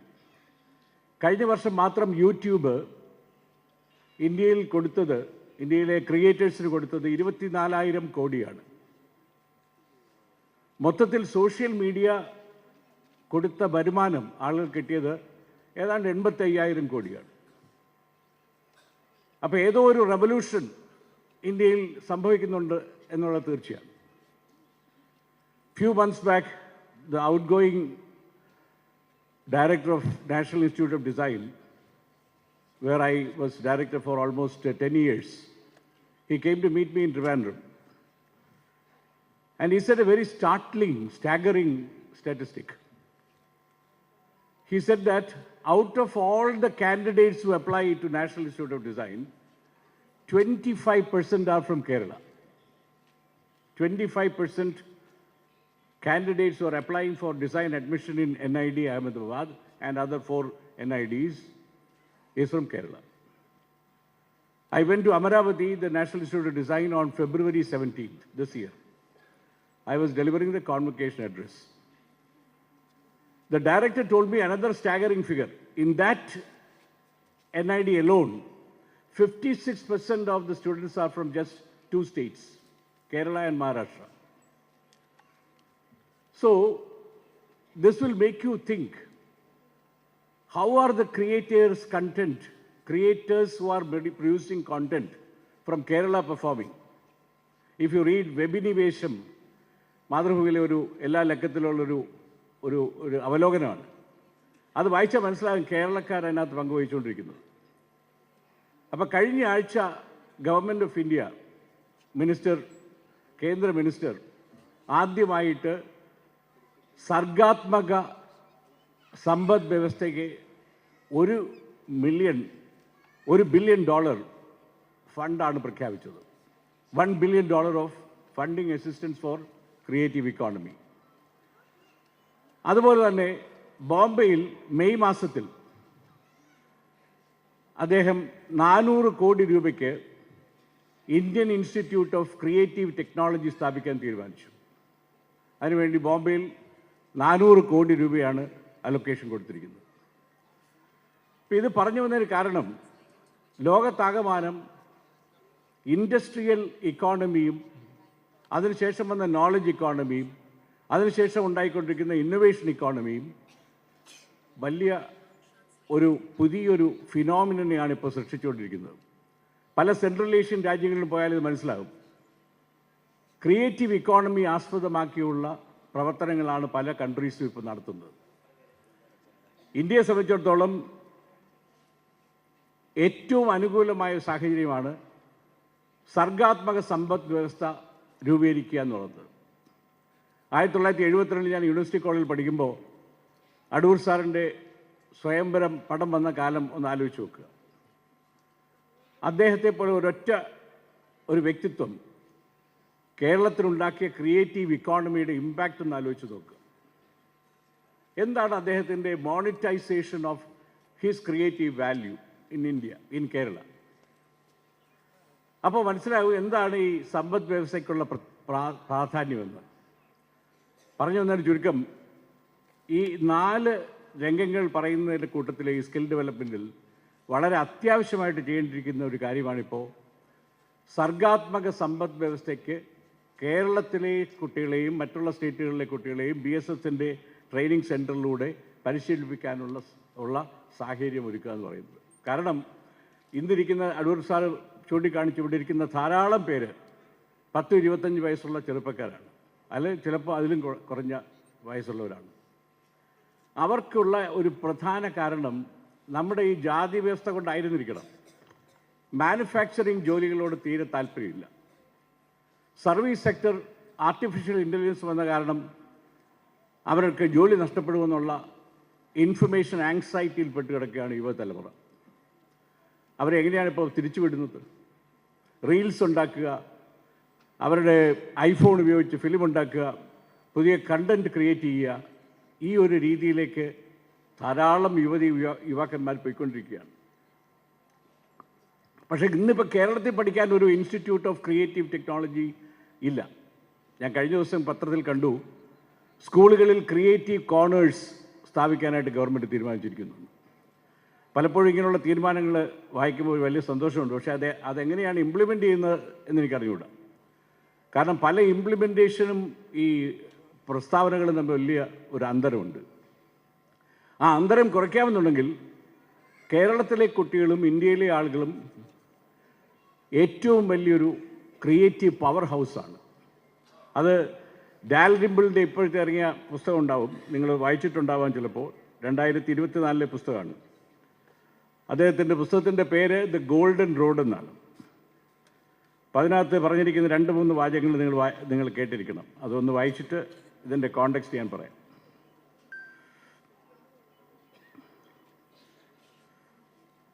അദ്ദേഹം പറയുന്നത്, the India or Bharat was one of the 2 great intellectual and philosophical superpowers of ancient Asia, fully equal to China in the Asian world. പക്ഷേ ചൈനയാണ് സിൽക്ക് റൂട്ട് എന്ന് പറഞ്ഞ അതിൻ്റെ മുഴുവൻ മഹത്വവൽക്കരണവും ഏറ്റെടുത്ത ചൈനയാണ്, അത് വേറെ കാര്യം. It set the template for much of the world's thinking and expression, significantly altering human history. For over 1,000 years, it was India was a garden that issued seeds which blossomed elsewhere in rich, unexpected ways. അദ്ദേഹത്തിൻ്റെ ഈ William ഡാൽറിംബിളിൻ്റെ golden road എന്ന് പറയുന്ന മുഴുവൻ argument എന്ന് പറയുന്നത് India ഒരു creative power ഹൗസാണ്. അത് ഉണ്ടായ സെഞ്ചുറികളിൽ 17th സെഞ്ചുറിയിൽ ഏറ്റവും കൂടുതൽ നമ്മൾ അതിനെപ്പറ്റി അറിഞ്ഞു തുടങ്ങിയെങ്കിലും common era time 7th century മുതൽ BC വരെയുള്ള കാലത്ത് പോലും ഇന്ത്യ അറിയപ്പെട്ടിരുന്ന ഒരു പവർ ഹൗസാണ്. പിന്നെ എന്തുകൊണ്ടാണ് ഒരു നാഷണൽ ക്രാഫ്റ്റ് യൂണിവേഴ്സിറ്റി 1960-ൽ സ്ഥാപിക്കാതിരുന്നത്? 200 വർഷം കൊണ്ടുണ്ടായ ക്രാഫ്റ്റിൻ്റെ റപ്ചർ കൊണ്ട് ഇൻഡസ്ട്രിയലൈസേഷനും മാനുഫാക്ചറിങ്ങും ഇന്ത്യയിൽ ഏറെക്കുറെ വളരെ ബുദ്ധിമുട്ടുള്ളൊരു സംരംഭമായി മാറി. ഇന്നിപ്പോൾ നമുക്കറിയാം, എത്ര ശ്രമിച്ചിട്ടും 15-16% കൂടുതൽ മാനുഫാക്ചറിങ്ങിൻ്റെ GDPക്ക് കൊടുക്കാൻ കഴിയുന്നില്ല. സർവീസ് സെക്ടറിൻ്റെ 55-60% കൊണ്ടാണ് നമ്മൾ നിലനിൽക്കുന്നത്. അപ്പോൾ നാളത്തെ തൊഴിലിനെക്കുറിച്ചും ആ തൊഴിലിന് വേണ്ട എന്തൊക്കെയാണ് സ്കിൽസ് എന്നും ആലോചിക്കുമ്പോൾ ഒരു സർഗാത്മക സമ്പദ് വ്യവസ്ഥയിൽ എങ്ങനെയായി മാറും ഒന്ന് ആലോചിച്ച് നോക്കുക. ഇന്നിപ്പോൾ വേൾഡിൽ $2.5 trillion ആണ് ഈ ക്രിയേറ്റീവ് ഇക്കോണമിയുടെ വാല്യൂ. 1 ട്രില്യൺ എന്ന് പറഞ്ഞാൽ ഏതാണ്ട് 1 ലക്ഷം കോടിയാണ്. അപ്പം 2.5 ലക്ഷം കോടി ഡോളർ എൻ്റെ വാല്യൂ ആണ് ഇപ്പോഴത്തെ ക്രിയേറ്റീവ് ഇക്കോണമിയിൽ ആളുകൾ എസ്റ്റിമേറ്റ് ചെയ്തിട്ടുള്ളത്. ഏതാണ്ട് 30 മില്യൺ ആളുകളാണ് അതിൽ വർക്ക് ചെയ്യുന്നത്. ഇന്ത്യയിൽ തന്നെ 3000 മുതൽ 5000 കോടി വരെയാണ് ഇപ്പോഴത്തെ എസ്റ്റിമേറ്റ്. അതിനകത്ത് ഗ്രോസ് വാല്യൂ അഡീഷൻ മാത്രം 20% കൂടുതലുണ്ട്. ഈ ഒരൊറ്റ ഇൻഡസ്ട്രി പല സെഗ്മെൻറ്റ്സ് ഉണ്ട്. അതിനകത്ത് ആർട്ടുണ്ട്, ലിറ്ററേച്ചറുണ്ട്, പബ്ലിഷിംഗ് ഉണ്ട്, സദ്ഭാവനയുടെ പോലുള്ള പബ്ലിഷിങ്, അതുപോലെ ഗ്രാഫിക്സ് ഉണ്ട്, ആനിമേഷൻ ഉണ്ട്, വിഷ്വൽ ഇഫക്റ്റ് ഉണ്ട്, കോമിക്സ് ഉണ്ട്, ഫിലിമുണ്ട്. ഇതെല്ലാം ചേർന്നൊരു വലിയ മേഖലയാണ് ഈ ക്രിയേറ്റീവ് ഇക്കോണമി എന്ന് പറയുന്ന മേഖല. അപ്പം ഇന്നത്തെ ഒരു നിങ്ങൾക്ക് ആലോചിക്കാൻ ഞാൻ വിടുന്നൊരു കാര്യം, എങ്ങനെ നമ്മുടെ BSSൻ്റെ സിസ്റ്റത്തിൽ ഇതിനകത്തെ ഡോക്യുമെൻ്റ് നോക്കിയാൽ അറിയാം 4 ഘട്ടങ്ങളിലുള്ള കോഴ്സസാണ് BSSൻ്റെ എഡ്യൂക്കേഷനിൽ കാണിക്കുന്നത്. ഒന്ന് aviation, hospitality and tourism, health, beauty and wellness, food and agriculture, fashion and craft, അതിൻ്റെ ലാസ്റ്റ് കൊടുത്തിരിക്കുന്നത് manufacturing, engineering technology, information technology. ഇത് കൂടാതെ ക്രിയേറ്റീവ് ടെക്നോളജിക്ക് അല്ലെങ്കിൽ ഫാഷൻ ക്രാഫ്റ്റിൻ്റെയും IT ടെക്നോളജിയുടെയും ഭാഗമായിട്ട് ആദ്യം ഇൻട്രൊഡ്യൂസ് ചെയ്തുകൊണ്ട് എങ്ങനെ ക്രിയേറ്റീവ് ടെക്നോളജിക്കുള്ള ഒരു സാഹചര്യം BSSൻ്റെ കോഴ്സസിൽ നമ്മളൊരു പുതിയ കുതിച്ചുചാട്ടം എന്ന് വേണമെങ്കിൽ പറയാം. ഒരു ആർട്സും ക്രിയേറ്റീവ് ടെക്നോളജിയും തമ്മിലുള്ള ഒരു സങ്കലനം നമ്മുടെ കോഴ്സസിൽ വരുത്താൻ കഴിഞ്ഞാൽ ധാരാളം യുവാക്കൾ, ഞാൻ നേരത്തെ പറഞ്ഞു 25% NIDയിൽ അപ്ലൈ ചെയ്യുന്നവരും ഒരു സ്ഥാപനത്തിൽ ഏതാണ്ട് 56% മുമ്പിട്ട് നിൽക്കുന്ന കേരളമാണ് ഡിസൈൻ രംഗത്തെങ്കിൽ അതിൻ്റെ മുഴുവൻ സ്റ്റാറ്റിസ്റ്റിക്സ് നമ്മൾ എടുക്കാൻ കഴിഞ്ഞാൽ ചിലപ്പോൾ നമ്മൾ അത്ഭുതപ്പെട്ടു പോകും. കേരളത്തിലെ സ്റ്റുഡൻസിന് എന്ത് വേണം, മറ്റുള്ള സംസ്ഥാനങ്ങളിലെ സ്റ്റുഡൻസിന് എന്താണ് അവർ ആഗ്രഹിക്കുന്നത്, അതിനനുസരിച്ചാണോ തൊഴിൽ പരിശീലനം നമ്മൾ കൊടുക്കുന്നത്, അതാണോ അവർ ആഗ്രഹിച്ച ആ തൊഴിൽ പരിശീലനം ഇരിക്കുന്നത്, അതുവരെ നിർബന്ധിച്ച് സപ്ലൈ ഡ്രിവൺ, ഡിമാൻഡ് ഡ്രിവൺ അപ്രോച്ചിലൂടെ അവരെ നിർബന്ധിച്ച് നമ്മൾ ഈ തൊഴിൽ പരിശീലനം കൊടുക്കുകയാണോ? ഈ ഒരു പ്രശ്നം നമ്മൾ അഭിമുഖീകരിച്ചെങ്കിലേ പറ്റൂ. കാരണം വളരെ നിങ്ങളെല്ലാം കൂടുതൽ തിരുവനന്തപുരംകാരും ഉള്ളതുകൊണ്ട് അതുകൂടെ പറഞ്ഞ് ഞാൻ അവസാനിപ്പിക്കുകയാണ്. തിരുവനന്തപുരത്തിന് ഒരു ഗ്ലോബൽ ഡെസിഗ്നേഷൻ ഇപ്പോൾ ഇല്ല. 2023 കോഴിക്കോടിന് യുനെസ്കോ ക്രിയേറ്റീവ് സിറ്റി ലിറ്ററേച്ചർ എന്ന പദവി കൊടുത്തു. 2025 ആപ്ലിക്കേഷൻ കൊച്ചിയാണ് കൊടുത്തത്. കൊച്ചിക്ക് അത് കിട്ടിയില്ല. അതിന് പകരം കിട്ടിയത് ലക്നൌവിന് ഗാസ്ട്രോണോമിക്കും കോഹിമയ്ക്ക് മ്യൂസിക്കിനുമാണ് കിട്ടിയത്. തിരുവനന്തപുരത്തിന് എത്രയോ വർഷങ്ങളായിട്ട് നടക്കുന്ന ഫെസ്റ്റിവലുകളുണ്ട്. സൂര്യ ഫെസ്റ്റിവലുണ്ട്, നിശാഗന്ധി ഫെസ്റ്റിവലുണ്ട്, സ്വാതന്ത്ര്യനാൾ ഫെസ്റ്റിവലുണ്ട് എന്ന് വേണ്ട സാംസ്കാരികമായിട്ടുള്ള എല്ലാ രംഗങ്ങളിലുള്ള ഫെസ്റ്റിവൽസ് ഉണ്ട്. ഇൻടാഞ്ചിബിൾ കൾച്ചറൽ ഹെറിറ്റേജ് എന്നൊരു ഒരു പദവി കിട്ടാനായിട്ട് വലിയ പ്രയാസമുള്ള കാര്യമല്ല യുനെസ്കോയിൽ അപ്ലൈ ചെയ്താൽ. അതുപോലെ ഇപ്പോൾ ഞാൻ വേൾഡ് ക്രാഫ്റ്റ് കൗൺസിലിൻ്റെ സ്ട്രാറ്റജിക് അഡ്വൈസറാണ്. വേൾഡ് ക്രാഫ്റ്റ് സിറ്റി ഇപ്പോൾ ഞാൻ പോയിട്ട് വന്നതാണ്. ഉസ്ബെക്കിസ്ഥാനിലെ 3 സിറ്റികൾ, റിഷ്താൻ, ഷാക്കിർ ഖാൻ, താഷ്കെൻറ്റ്, ഈ 3 സിറ്റികൾക്ക് ഈ പദവി കൊടുത്തു. തിരുവനന്തപുരത്തിന് ഈ പദവി കിട്ടാൻ വലിയ പ്രയാസമുള്ള കാര്യമല്ല. യുനെസ്കോയുടെ ക്രിയേറ്റീവ് സിറ്റി ആർക്കിടെക്ചർ മാത്രം നോക്കിയാൽ തിരുവനന്തപുരത്തിന് പെർഫോമിംഗ് ആർട്സ് ആണെങ്കിലും ആർക്കിടെക്ചർ ആണെങ്കിലും ഈ പദവി കിട്ടാൻ യോഗ്യതയുള്ള ഒരു സിറ്റിയാണ്. അതുപോലെ തന്നെ world design city, world design ഓർഗനൈസേഷനിൽ 9 വർഷം ഞാൻ ബോർഡ് മെമ്പറായിരുന്നു. ആ ഡെസിഗ്നേഷൻ ഇപ്പോൾ കിട്ടിയിരിക്കുന്ന സിറ്റികൾ ഒന്ന് ആലോചിച്ച് നോക്കുക, എന്തുമാത്രം ഡെവലപ്മെൻറ്റാണ് അവിടെ ഉണ്ടായത്. ഈ 4 സിറ്റികൾക്കും ഈ 4 ഡെസിഗ്നേഷനും വേണ്ടി തിരുവനന്തപുരം ശ്രമിക്കണമെന്നും ഇതിനുവേണ്ടി കൈയെടുത്താൽ നമ്മുടെ തിരുവനന്തപുരത്തെ സർഗാത്മക സമ്പദ് വ്യവസ്ഥ മുന്നോട്ട് കൊണ്ടുപോയി ധാരാളം ആളുകൾക്ക് ജോലി കൊടുക്കാൻ കഴിയുമെന്നും എൻ്റെ അഭിപ്രായം. ഇപ്പോൾ ചാർജ് എടുത്ത ചീഫ് സെക്രട്ടറി നേരിട്ട് കണ്ട് ഞാൻ കൊടുക്കുകയും ഒരു പ്രപ്പോസൽ പുള്ളിയെ സമർപ്പിക്കുകയും ചെയ്തിട്ടുണ്ട്. അതെന്താകുമെന്ന് എനിക്ക് അറിഞ്ഞുകൂടാ. പക്ഷേ ഞാൻ പറഞ്ഞത് കേരളത്തിലെ എല്ലാ സിറ്റികളും 14 ഡിസ്ട്രിക്ട്സും നോക്കിയാൽ പല തരത്തിലുള്ള ശക്തി കേന്ദ്രങ്ങളാണ് ഓരോ സിറ്റിയും, ഓരോ സ്ഥലവും. അതുപോലെ തന്നെയാണ് ഇന്ത്യയിലെ ധാരാളം 18ലധികം സിറ്റികളിൽ ഏതാണ്ട് 1.5 crores മുതലുള്ള പോപ്പുലേഷൻ ഉള്ള സ്ഥലങ്ങളുണ്ട്. പല സിറ്റികളിലും 5-10 ലക്ഷം ആളുകളുള്ള സിറ്റികളാണ്. അങ്ങനെയുള്ള ഒരു രാജ്യത്തിന് ഏതാണ്ട് 500-550 മില്യൺ യുവാക്കളും യുവതികളും ഉള്ള ഒരു രാജ്യത്തിന് ഒരു ക്രിയേറ്റീവ് സമ്പദ് വ്യവസ്ഥ രൂപീകൃതമാക്കുന്നതിനുള്ള സ്കിൽ സംവിധാനമല്ലേ വേണ്ടതെന്ന് 2015 നാഷണൽ സ്കിൽ ഡെവലപ്മെൻറ്റ് പോളിസി ഇപ്പോൾ വീണ്ടും വിഭാവനം ചെയ്തുകൊണ്ടിരിക്കുന്ന അവസരത്തിൽ 2025 ഇതിനെപ്പറ്റി ചിന്തിക്കേണ്ട അവസരം ആയി കഴിഞ്ഞിരിക്കുന്നു. കാരണം എത്ര നമ്മൾ ശ്രമിച്ചിട്ട് മാനുഫാക്ചറിങ് മുമ്പോട്ട് കൊണ്ടുപോകുന്നില്ല. സർവീസ് സെക്ടർ വലിയൊരു ദുരൂഹമായ ഒരു സ്ഥിതിയിൽ AIയുടെ ചുഴിയിൽപ്പെട്ട് അലയുകയാണ്.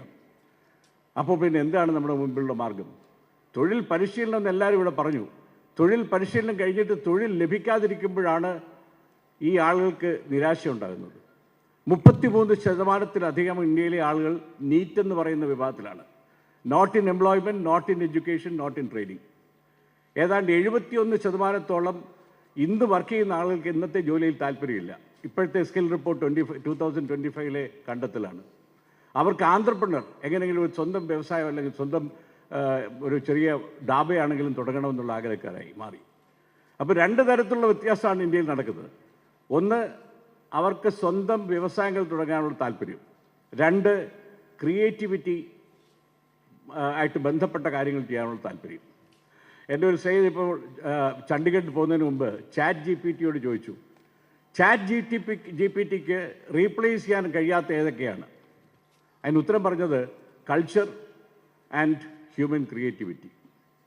ഈ 2 കാര്യങ്ങൾ ChatGPT കൊണ്ട് നിങ്ങൾ ഉദ്ദേശിക്കുന്ന തരത്തിൽ നടക്കില്ല. എപ്പോഴും ഹ്യൂമൻ ഇൻ്റലിജൻസും ഹ്യൂമൻ ക്രിയേറ്റിവിറ്റിയും എത്രയോ ലക്ഷം കോടി വർഷങ്ങൾക്ക് മുമ്പുള്ള ഒരു വിൽസൺ എന്ന് പറഞ്ഞ ആൾ എഴുതിയ പുസ്തകം ഒറിജിൻ ഓഫ് ക്രിയേറ്റിവിറ്റി വായിച്ചറിയാം. നമ്മളൊക്കെ വിചാരിക്കുന്നത് എത്രയോ മുമ്പുള്ള ഒരു ഹ്യൂമൻ ക്വാളിറ്റി, നമ്മളെ ഹ്യൂമൻസ് ആക്കിയ ഒരു ക്വാളിറ്റിയാണ് ക്രിയേറ്റിവിറ്റി. പക്ഷേ ഈ ക്രിയേറ്റിവിറ്റിക്ക് ഒരു വേണ്ടത്ര പ്രാധാന്യം കൊടുക്കാതെ ഒരു സമ്പദ് വ്യവസ്ഥ നമ്മൾ മുമ്പോട്ട് കൊണ്ടുപോയാൽ നമ്മൾക്ക് ഫാക്ടറി ഓഫ് ദ വേൾഡ് ആകാൻ കഴിയില്ല ചൈനയെ പോലെ. വെറും 20 വർഷം കൊണ്ട് ബംഗ്ലാദേശിൻ്റെ ഇന്നത്തെ ഗാർമെൻറ്റിൻ്റെ എക്സ്പോർട്ട് $47 ബില്യൺ. നമ്മൾ ഈ 1970 മുതൽ 2025 വരെ ശ്രമിച്ചിട്ട് കഷ്ടിച്ച് $16.5 ബില്യൺ എക്സ്പോർട്ട് ചെയ്യുന്നത്. നമ്മുടെ വെസ്റ്റ് ബംഗാളിൻ്റെ പോലും വിസ്തൃതിയില്ലാത്ത ഒരു രാജ്യം 20 വർഷം കൊണ്ട് $47 ബില്യൺ, ചൈനയുടെ ആണെങ്കിൽ $189 ബില്യൺ എക്സ്പോർട്ട് ചെയ്യുന്നത്. അപ്പോൾ ഏതായാലും മാനുഫാക്ചറിങ്ങിൽ നമുക്ക് വലിയ പുരോഗതി ഉണ്ടാക്കാൻ കഴിയുമെന്ന് തോന്നുന്നില്ല. സർവീസ് സെക്ടറിന് മൊത്തത്തിൽ മാറ്റിമറിച്ച് പ്രോഡക്ട്സ് ഉണ്ടാക്കാൻ, അതായത് IT പ്രോഡക്ട്സ് ഉണ്ടാക്കാൻ കഴിയുന്ന ഒരു രംഗമുണ്ടോ? അത് കാണുന്നില്ല. AI മാത്രം പഠിക്കാനായിട്ട് എല്ലാവരും ശ്രമിക്കുകയാണിപ്പോൾ. പക്ഷെ അതിൻ്റെ അടിത്തറ എന്ന് പറയുന്നത് ക്രിയേറ്റിവിറ്റി ഉണ്ടെങ്കിലേ രാജ്യം മുമ്പോട്ട് കൊണ്ടുപോകാൻ പറ്റുള്ളൂ. അത് എങ്ങനെയെങ്കിലും നമ്മുടെ സിസ്റ്റത്തിൽ, BSSൻ്റെ സിസ്റ്റത്തിൽ ഉൾപ്പെടുത്തണം എന്നുള്ളൊരാഗ്രഹം ഈ അവസരത്തിൽ, ഈ പുതിയ അജണ്ട രൂപം കൊള്ളുന്ന അവസരത്തിൽ നിങ്ങളുടെ മുമ്പിൽ വെച്ചുകൊണ്ട് ശ്രീ ബാലേന്ദ്രനും ഇതിൻ്റെ ടീമിൽ പ്രവർത്തിക്കുന്ന എല്ലാ അംഗങ്ങൾക്കും എൻ്റെ പ്രത്യേക അഭിനന്ദനങ്ങൾ തന്നുകൊണ്ട് എൻ്റെ വാക്കുകൾ ചുരുക്കും.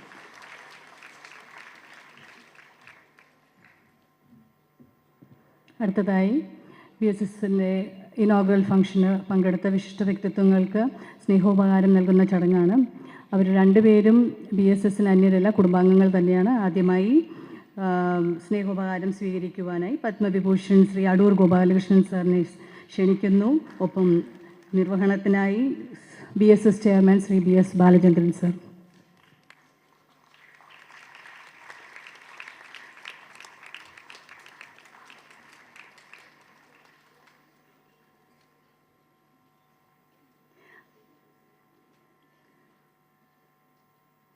അടുത്തതായി ശ്രീ MM ഹസൻ സർ.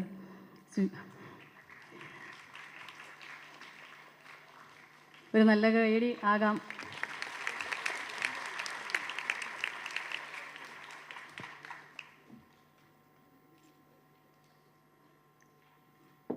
നന്ദി. ആദ്യത്തെ സെഷനായി ഇനോഗ്രൽ സെഷൻ ഇവിടെ സമാപിക്കുകയാണ്. നന്ദി പ്രകാശിപ്പിക്കുന്നതിനായി ട്രഷറർ ഭാരത് സേവക് സമാജ് ശ്രീമതി മഞ്ജു ശ്രീകണ്ഠൻ മാഡത്തെ ക്ഷണിച്ചുകൊള്ളുന്നു.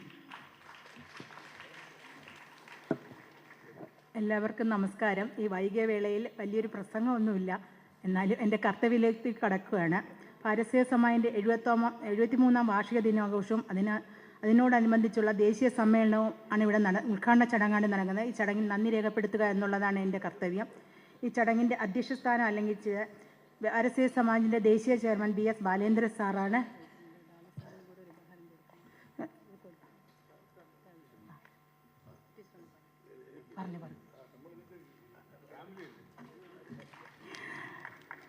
ഉപഹാര സമർപ്പണത്തിന് ശ്രീ ഡാലി ഉമ്മൻകോശി സാറിനെ ക്ഷണിക്കുന്നു.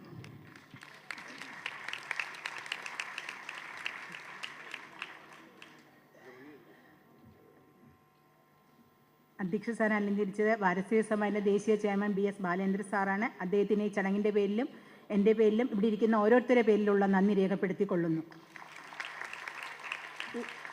ഇന്ന് ഫൗണ്ടേഷൻ ഡേ മെസ്സേജ് നൽകിയത് മുൻ മന്ത്രിയായിരുന്ന ശ്രീ MM ഹസൻ സാറാണ്. അദ്ദേഹത്തിന് ഈ പാരിസ്ഥിതിക സമാജത്തിൻ്റെ പേരിലുള്ള നന്ദി രേഖപ്പെടുത്തിക്കൊള്ളുന്നു.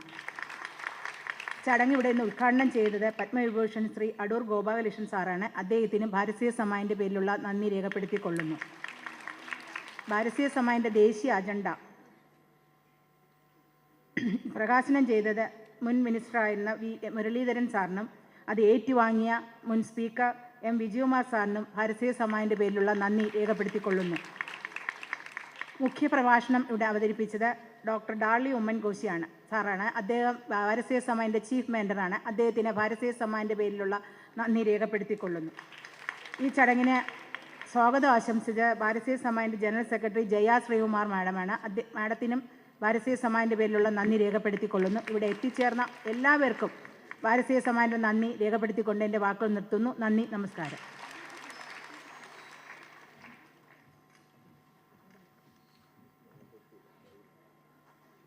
നമ്മുടെ ഏറ്റവും പ്രധാനപ്പെട്ട ഈ സമ്മേളനത്തിലെ പ്രോഗ്രാമാണ് അടുത്ത് നടക്കാൻ പോകുന്നത്. നമ്മുടെ ടെക്നിക്കൽ സെഷനാണ്. നാം ഇനി എങ്ങോട്ടാണ് പാരിസ്ഥിതിക സമാജ്?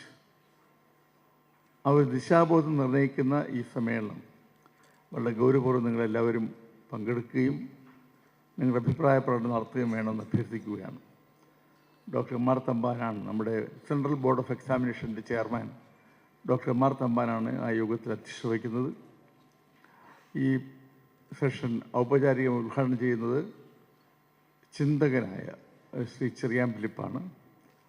കീനോട്ട് അഡ്രസ്സ് ഭാരതീയ സമാജത്തിൻ്റെ വൈസ് ചെയർമാനും ഡയറക്ടർ ജനറലുമായ ശ്രീ SG മൊയ്സൺ. He's not a Malayali, he's from Tamil Nadu. ഒപ്പം SG മൊയ്സൺ വേൾഡ് സ്കിൽ കൗൺസിലിൻ്റെ ഡയറക്ടർ ജനറൽ കൂടിയാണ്.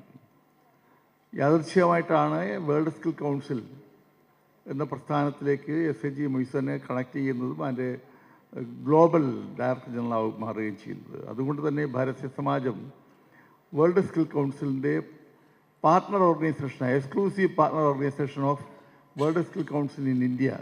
That Bharatiya Samaj is now very preciously implementing the World Skill Council program. The World Skill Council world skill qualification framework follow ചെയ്യുന്ന ഒരു ഓർഗനൈസേഷനാണ്. നമ്മുടെ എല്ലാ കോഴ്സുകളും വേൾഡ് സ്കിൽ കൗൺസിൽ അപ്രൂവ് ചെയ്തിട്ടുണ്ട്. അതുകൊണ്ട് തന്നെ ഈ കോഴ്സുകൾ കഴിഞ്ഞ ആളുകളുടെ സർട്ടിഫിക്കറ്റ് അറ്റസ്റ്റേഷൻ ഭാരത സർക്കാരിൻ്റെ മിനിസ്ട്രി പോലും വളരെ ഗൗരവപൂർവ്വം നൽകുന്നുണ്ട് എന്നുള്ളതാണ്. ശ്രീ മൊയ്സനാണ് അതിലെ നമ്മുടെ കീനോട്ട് അഡ്രസ്സ് നടത്തുന്നത്. പിന്നെ മറ്റ് പ്രധാനപ്പെട്ട വ്യക്തികൾ ഈ സെഷനിൽ പങ്കെടുക്കുന്നുണ്ട്. ഈ സമ്മേളനം അവസാനിച്ചുകൊണ്ട് തന്നെ ആ സെഷൻ ആരംഭിക്കും.